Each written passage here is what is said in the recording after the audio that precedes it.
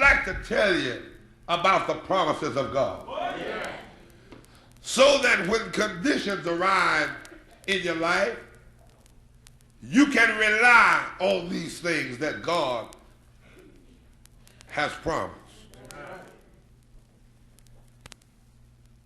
And I want you today to let your attention go with me just for a few minutes. Now, if I was going to be scholastic today, I would give you all the themes and the texts and the... But I'd just like to tell you that I'm going to speak to you for about 10 minutes from the 5th chapter of Matthew. And of course, very few of you will be able to deny what I'm saying because we don't carry Bibles no more. So you'll just have to take my word that what I'm saying.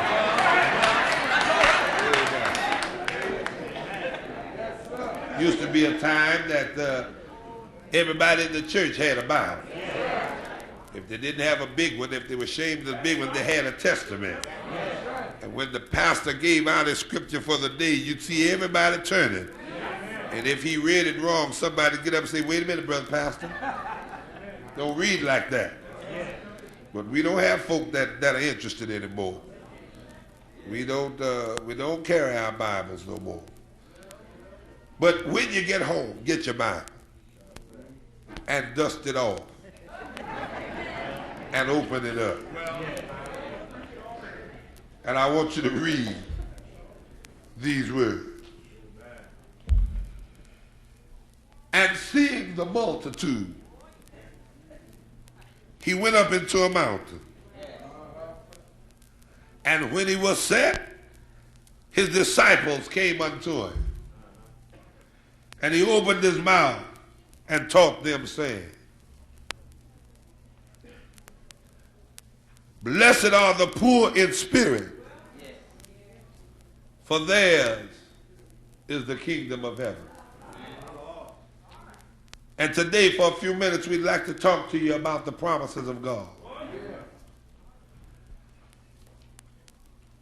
Some of us might be laboring under the wrong impression of what a promise really is. There are 2 or 3 definitions of what a promise really is. I went to Webster to find out what he had to say about it, and he said that a promise is a statement spoken or written that binds one to the other. Number 2, a promise is an indication of what may be expected. There are times we go outside and we look up at the sky and we see the clouds and we say, the clouds promise that there might be rain.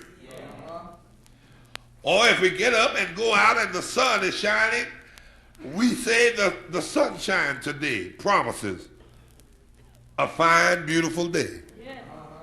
These are promises. Now, I want you to follow along so that you'll understand in a few minutes what I'm trying to get to. The third meaning of a promise is to give one's word without reservation. And I don't know about you, but I've had a lot of folk to give me their word. I don't know about you. But I wonder, is there anybody here that's ever had a close friend? And you say, listen, Mabel, I'd like to tell you something in strict confidence. And I don't want you to tell anybody. And Mabel say, well, Dorothy, don't worry.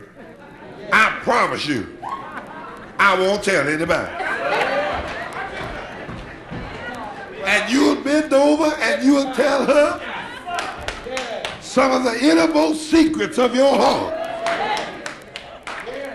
And you'll go home just knowing that you've entrusted it to a good friend. And no doubt she was so interested to get the information that you had. She said, I promise. I cross my heart. that I will not tell anybody.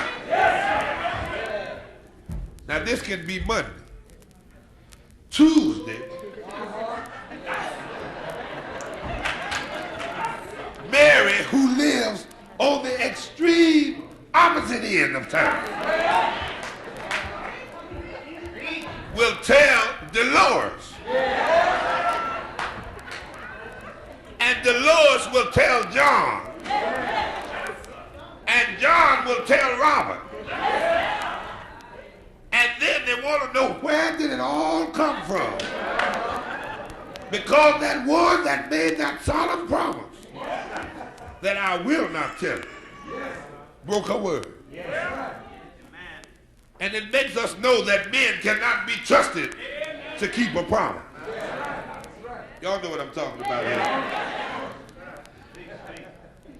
But we find in our everyday living that people have no respect for keeping a promise. You can go in the courtroom where they'll pick up a Bible and put one hand on it and lift the other one high in the air and say, I swear that what I'm about to say, I promise it will be the truth. Not only the truth, but the whole truth. And then they ended it up and said, nothing but the truth. But you see, the judge knew that some of them were lying then. That's why they established the law that if you lie on the witness stand, you can be found guilty of perjury. And if you don't believe there are a whole lot of perjured folk, go to the civil court and sit there for 1 hour and see how many folk they got in there just for lying because they wouldn't keep their promise to tell the truth. Folks don't care nothing about keeping promises. Men and women will spend thousands of dollars. Don't get restless now. I'm not going to be long. They will call the florist and order orchids and orange blossoms by the thousand. They will decorate an arch and light candles. They will rent a hall and get 9 champagne fountains that will flow continuously until everybody is light and happy in the head. They will roll a white strip down the middle aisle of the church. They will buy 2 rings, one for the man and one for the woman. They will hire the most professional organist in town to play sweet music. The bride will practice for months, walking down the aisle. She'll go to every fine dress shop in town until she finds a creation for this one all-important moment. They will walk down the aisle and they will kneel in front of God's holy altar. I'm talking about a promise now. And they will vow to love, honor, and obey in sickness and in health, as long as we both shall live.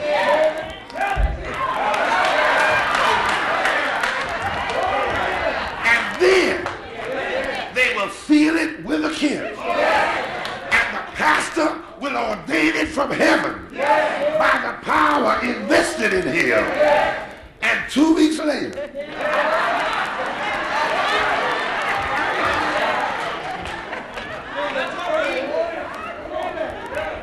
go with me. I said 2 weeks later, all those promises are going down the drain. We don't care nothing about saying I promise. We'll go downtown to whatever the biggest department store is, wherever you are, and we'll pick out a bedroom set. And then after we get that, we say, well, since I'm here, I might as well get a couch. And those cocktail tables look awfully nice. I might as well get 2 or 3 of them. And on your way out, you'll pass the television. You say, I think I'll get a television. Tired of black and white, give me a color. And they'll rush you up to the credit department. And you will promise. You will promise that if they'll just let you take it home on the 1st or the 15th of every month, they can look for a payment. You promise it so hard that you sign your name down at the bottom. This means I promise to pay you.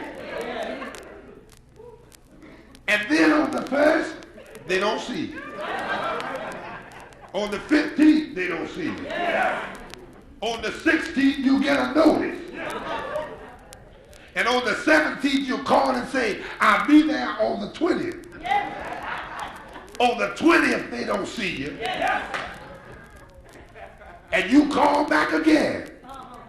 You said, I'm having a little hard. My husband has been laid off. Or my check has been lost in the mail somewhere. But as soon as I can get it straightened out, I'll be there with your money. But what you promised is not important. But what they promised is the important thing. For they promised in the fine print where you didn't see it when you signed your name. They promised to come and get it. Glory to God. And if you're not there by the 25th, if you can't find your check, or if your husband has not appeared somewhere, your